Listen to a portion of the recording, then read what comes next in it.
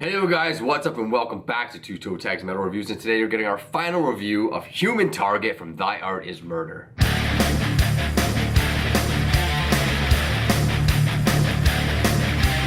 We just spent the entire week listening to this album non-stop on full rotation, however you want to say it. TV Fish, give us your thoughts. Alrighty guys, Human Target is awesome. I'm gonna say it straight up, this album was so fun to listen to, and I noticed every time I put it on, I was enjoying it. Like, I didn't find any moments where I'm like, I don't know, or I'm bored of this or whatever. Like, every time I said, I'm gonna put on Human Target, awesome experience. Now this album, yes, it does sound a lot like the previous stuff. That's just a thing for this band.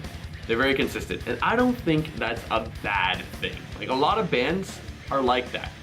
Take Slayer, for a good example. A lot of their songs and a lot of their music sounds pretty similar to each other for the most part. They have a consistent sound, but it's still good and people will still accept it and enjoy it with every album that comes out. I feel like this band is somewhat similar because every time they do things, even though it's so similar to each other at times, it just feels good. The breakdowns feel good. The vocals feel good. Everything just feels good. It just makes you want to tear down a wall with your hands. So I think that this album has that, but it also has a few extra things that kind of makes it different from other albums. Like all the more ambient stuff. The beginning of Eye for an Eye is a very specific thing because the drum beat was just very straightforward, which you rarely ever hear with this band. So I think this album does have a bit of unique stuff to it. That's very interesting in that you have that opinion. I'm kind of floating the opposite direction a little bit. All right.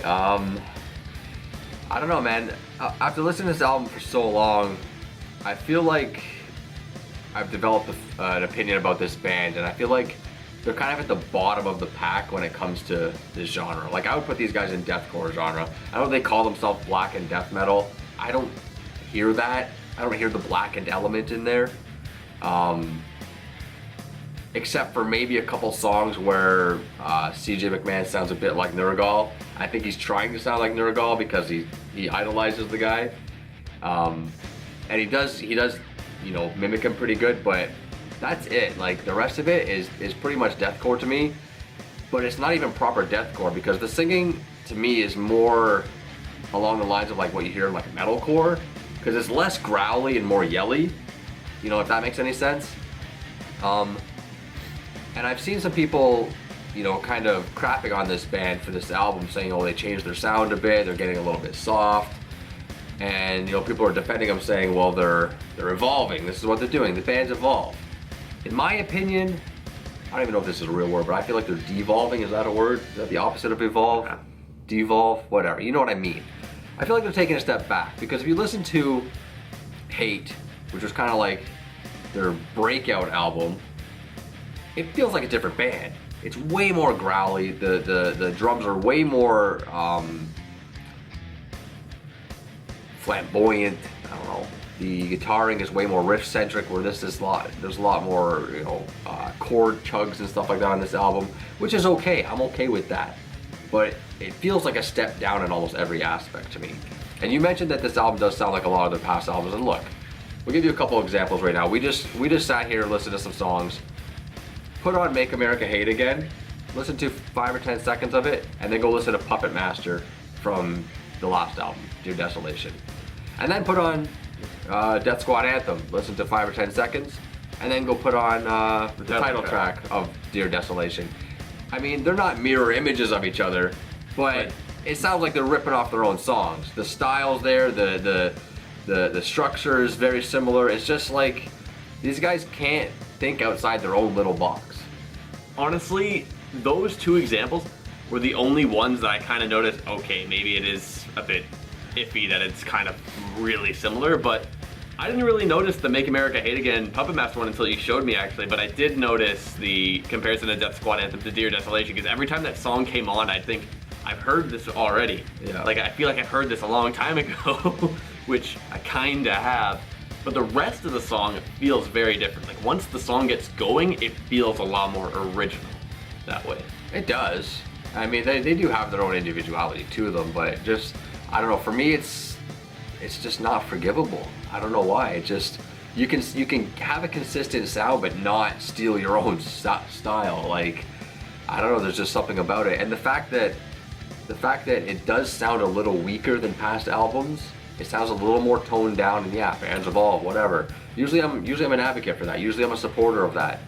But in this case, I don't feel like they're evolving. I feel like they're taking a step back. It's just their sound's getting weaker.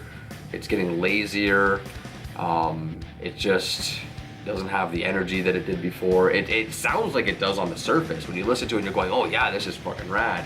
But when you realize that they're just basically rehashing and slightly tweaking stuff that they did already, it just sounds like lazy writing. I don't know. In comparison to how I felt about Dear Desolation, this album does feel a lot more metalcore-y in terms of just the breakdowns and the syncopation. The syncopation is a huge one. I feel like that just also felt unique for them, and it kind of made the breakdowns a lot more fun that way.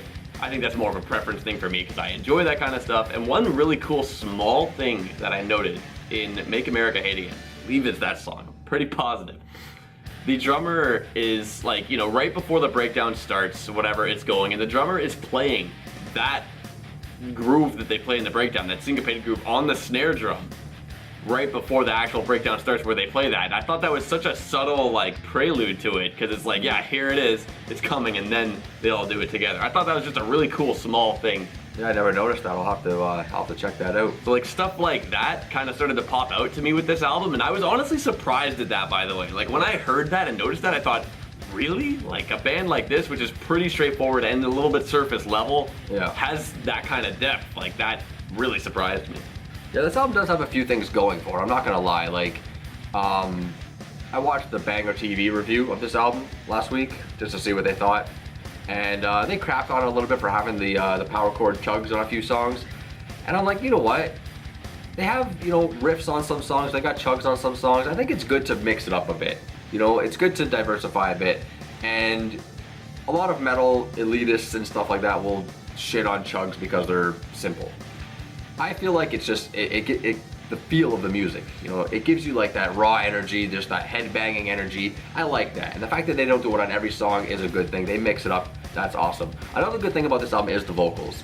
Now, when I say it's more along the lines of metalcore than it is deathcore, that's not a dig, that's not a bad thing. It's just, it doesn't suit the style of the music, but the guy's got good pipes, right? He's got a good voice, he's got a good you know, harsh vocal. His growls are sick when he does do them, and he's also got some higher screams that he does, and they're sprinkled throughout the album, which are really nice. I just wish there was a little bit more of the diversity. I wish there was a little bit more of the growling. Back to the album Hate, which I mentioned, which was loaded with the growls. I like that a lot more. I feel like that suits the style of music a lot better. I mean, obviously they took their sound to a certain direction, and that's what they like doing. I gotta respect that. But overall, the vocals was probably a high point of the album for me. Yeah, honestly, the vocals were really impressive, and they really, like, just hearing them with everything and hearing him say those lyrics that he's saying with the voice just makes it feel so powerful. Like, yeah, I said it before, it makes you want to just bust a wall down. Like, it just gets the energy going, and they do a perfect job with that on this album, in my opinion. Yeah, that's true. And the lyrics are like, these guys do a lot of like political and social political type of stuff, and that's different as well compared to a lot of other bands in the genre. So I guess they stand out in that respect as well. But as for the album as a whole, like, there wasn't much that really stood out to me or grabbed me. Death Squad Anthem is my favorite song on the album. I just think the energy of that song is just a notch above everything else. Added it to my playlist. I definitely like thrashed around to that song. The rest of the album is kind of just there. I do enjoy it. It's not like it's bad music. It's just, there's just nothing really special about it for me. It's just interesting how opposite we are, because for me, like, all the songs have something amazing about them, and while I've only listened to it for 1 week, so it's hard to be like, okay, this one has this one has this one has this. Every time a song comes on, oh yeah, this is the one with that part in it, this is the one with that part in it. So I noticed a lot of the songs have their own kind of unique things to them that makes them all stand out together on the album. Fair enough. Well, anyway, with that being said, let's get down to the ratings for this album. So what do you give it? Well, you know what, we're at a time right now in music where deathcore is like taking a step up. Bands like Whitechapel, Carnifex, Fit for an Autopsy, these guys, in my opinion, are raising the bar. I feel like Labyrinth's Murder is either staying on the same level or maybe even dropping down a little bit. Again, it's just my opinion, but I did not see growth with this album, and I was a little disappointed on that. So I can't really give it a high score, obviously. The fact that at least two of the songs remind me directly of past songs is also a big X for me. But I do still enjoy the album. It's still metal, it's still heavy, it's still, you know, still decent. But my score's not gonna be that great. I'm gonna give Human Target a 4. All right, well, you know, with all due respect, you know, your opinion is your own, so for whatever, I know it's okay for you, but for me, this album was awesome, and straight up, like I said before, I enjoyed it every single time. I noticed a bunch of things just sprinkled in that I really enjoyed. Every song has something for it. It's pretty much the description of a toe tag album. So there you go. It gets a toe tag from me, because honestly, it was fucking wild. Like, every time I put it on, I enjoyed it. Because I thought to myself, maybe I'll get bored of it kind of quickly. Everything will sound the same. That's kind of what happens to this band sometimes. Yep. But I just didn't have that happen with this album. So maybe it was just a good week for me. Who knows for this album? I don't know. Who knows? But what we want to know is what you guys think of this album. So comment below. Tell us what you think of the album. Like the video if you like, and subscribe if you are new to the channel. I am TV Fish. And I'm Vile Self. And we'll see you guys later.